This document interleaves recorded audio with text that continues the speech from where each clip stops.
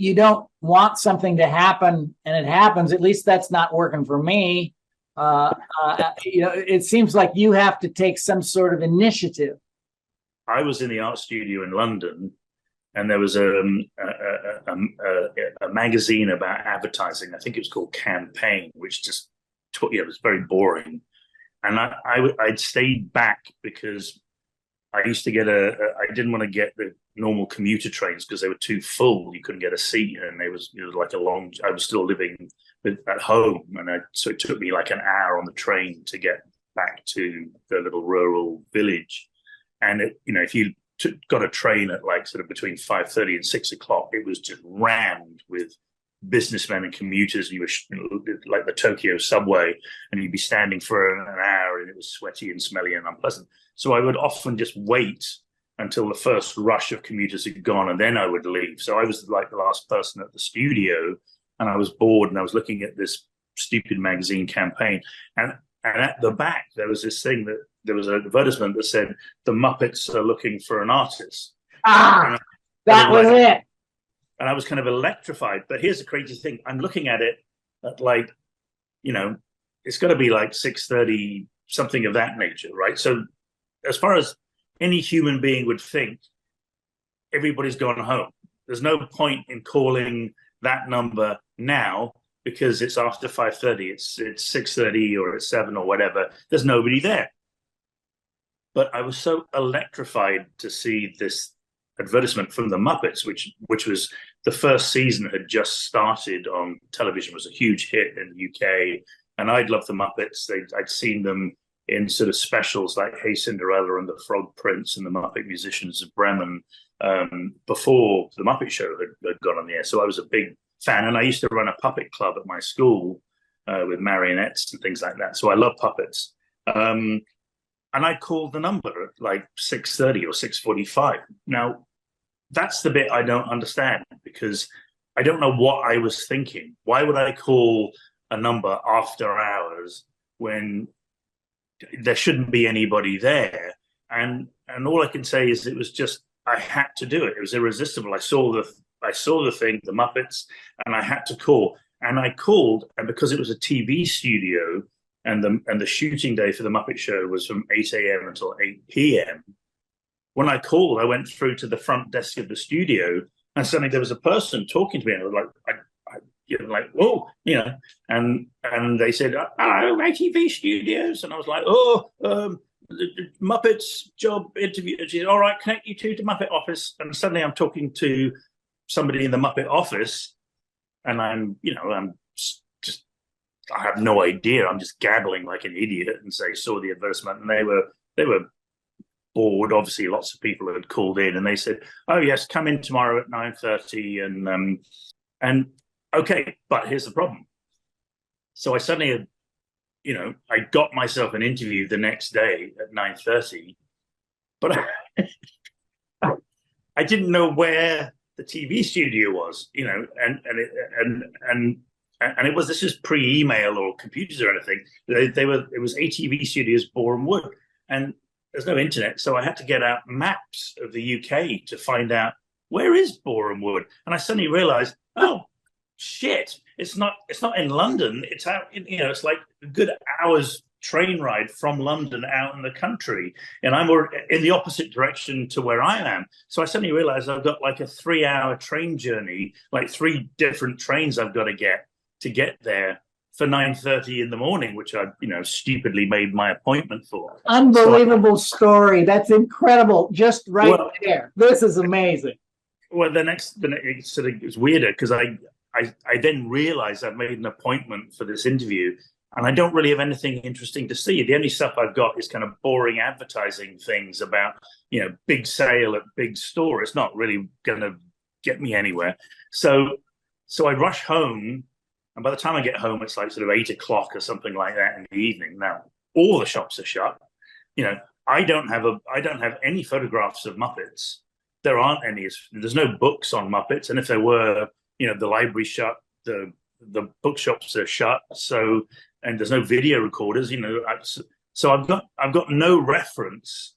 And but I figure I've got to show them something. So I sat up all night on the kitchen table drawing Muppets from memory, trying to remember how exactly they were. And then I put them all in like some Safeway plastic carrier bag because I didn't have a portfolio. And I started off my journey at like 6 a.m. with my shitty plastic bag full of my shitty drawn from memory rings. And what a dazzling sight you must have been. Yeah, I mean, sort of pimply, spotty, poorly dressed, dweeby, 19-year-old.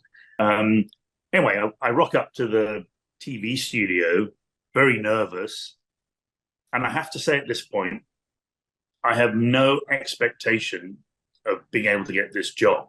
The advertisement made it very clear you needed at least 5 years experience as a commercial artist, which I did not have. I was just a gopher. So I was going under complete false pretenses. I wasn't qualified for this job, in terms of what they required. And, I'm sure my drawings weren't good enough. And the only reason I wanted to go is because I hoped I might get to see the puppets before they found me out as a fraud and threw me out of my ear. So I just thought, if I can just get to see Kermit and Fuzzy, and then they go and, get out of here, you bum. That would be worth a 3-hour train ride up there. If I could just go, I saw Kermit, that's so great. So I didn't have any expectation of getting to see the puppets.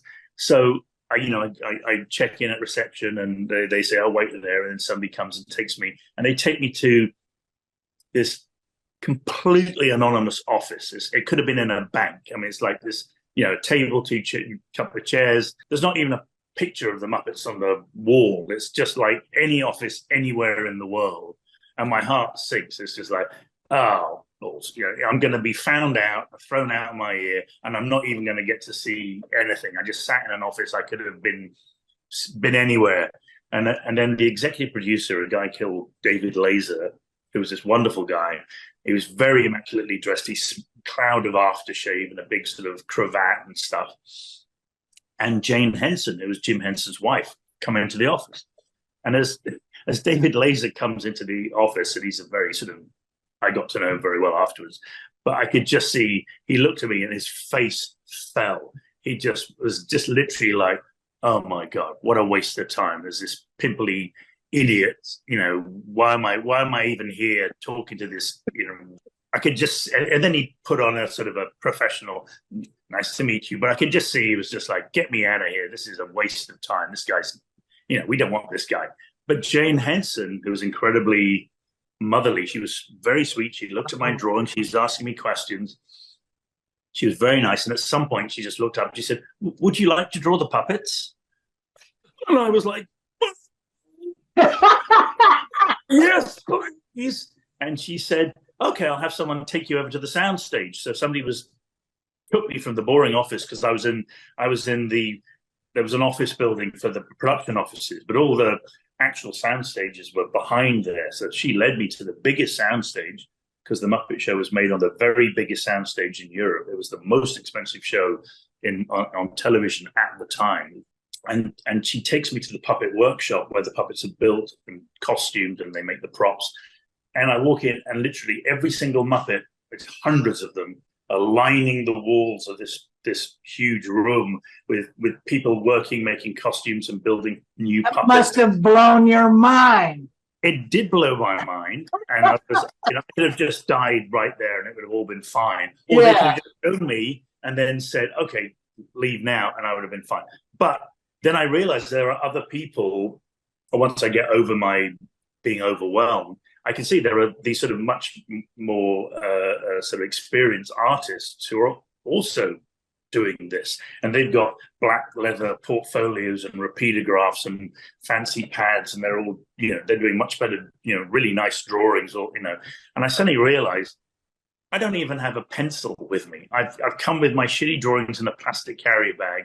I don't have any paper. I don't have a pencil. I got nothing. And there are all these other guys who are doing all this. And I'm like, I'm supposed to draw these things.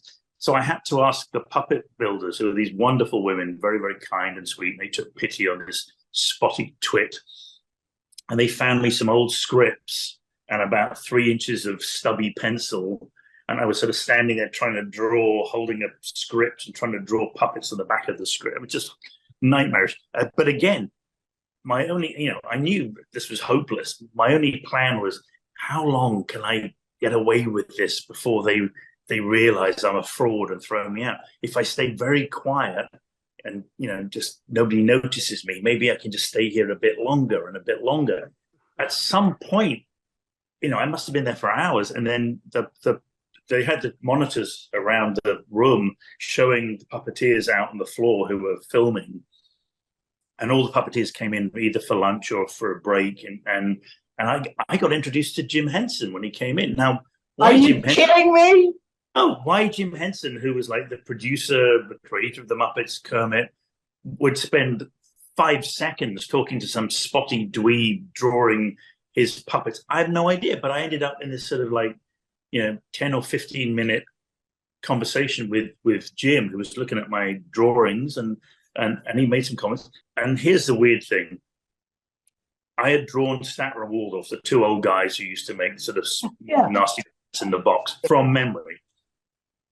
And when my mother saw the drawing I'd done from memory in the morning before I went off on my big journey to Boreham Wood, she said, "Oh, Waldorf, who was the more rotund one," he said, "his eyes aren't right. He's got a wall eye." And I said, "Oh, really?" She said, "Yeah, he's got his eyes." So I whited out. I'd drawn them sort of like normal, and I gave him a wall eye. Jim looked at my drawing of Waldorf with the wall eye, and he said, "Oh, that's not right. He doesn't have a wall eye." And I said, "Oh, that's weird, because I drew it the other way." And then my mum looked at it this morning and said, "That doesn't look like him. He's got a wall eye." And Jim went, "Huh, well, let's go and look." And so we went over and got Waldorf off the peg. Are you kidding me? Waldorf's eye had slipped because I had gone around. And Jim suddenly went, "Oh, crap." And he called one of the puppet builders. He said, "Oh, can we fix Waldorf's eyes?" Oh, my God. This is a freaking fairy tale. And this anyway, should be a movie right there. I mean, so I'll just finish this bit just because it's weird. So don't finish it. Well, just keep on telling me about it. No, it's now lunchtime. I mean, I've been there since 9:30, and I'm there all day. Suddenly I look up and it's 5 o'clock, and everybody has been absolutely lovely to me. The puppet builders, couldn't be nicer, and no one has come and told me, "Get out of here." I've just been left alone. But I look up at 5 o'clock and the place is empty. I'm suddenly the only person in this room, and in my mind, I just assume, oh, it's 5. They've all gone home, and why would they say goodbye to me? Because I'm nobody. So I sort of just take all my shitty drawings on the back of scripts and just leave them on the table with my crappy carrier bag full of shitty drawings, and I just go. What I didn't realize was, because the Muppets shooting day was 8 a.m. to 8 p.m., they had a big tea break at 5 where they would go out onto the studio floor and have tea and sandwiches, and all the technicians and the puppet builders and the puppeteers and everybody would just have this big communal tea. So they hadn't gone home. They were going to work for another 3 hours. They'd just all gone out to get tea, but I didn't know that. So I was leaving, and I'm sort of walking out the front gate past the security guy, and the security guy was one of these big sort of ex-army, sort of English sergeant major types who was sort of, and when I'd first come, he looked me up and down and said, "Yes." And I was like, "Oh, I've got an appointment for the Muppets." And he was like, "Oh, and I'm leaving, and I see this guy, and he's looking at me, and I'm like, "Ooh." And as I walk past, he looks me up and down, and he goes, "Still here then?" And I went, oh, yes. And he went, "All those other blokes left hours ago. I'll be seeing you then." And I thought, well, that's a weird thing to say. And so I got back on the train and I went home, and I was like, well, that was the best day ever. I got to spend a whole day with the Muppets. And then 2 days later, David Laser, rang me up and offered me the job of. I don't believe that story is unbelievable. And I never asked Jim Henson, "Why did you hire me?" You could have hired anybody. You were like the most successful TV show in the world. You could have literally hired any artist in the world, and I got the gig. and I wasn't as good as those other people, and I certainly didn't have the experience. Why did you hire me? And I never had that conversation. And the only thing I can think was they made the determination that, you know, I might not have been the best artist, you know, that they had available, but I was the one that loved the Muppets the most. That, you know, Wow. I would have just shown up for no money just to be around the Muppets, and everybody else who had applied for the job was doing it because it would be a high profile gig. And I think that I got hired because Jim realized I just love what you're doing and I get it. And he figured, well, I can train him to be better, but I can't train the other guys to be passionate. Wow. But that's such an important lesson. You know what I mean? He recognized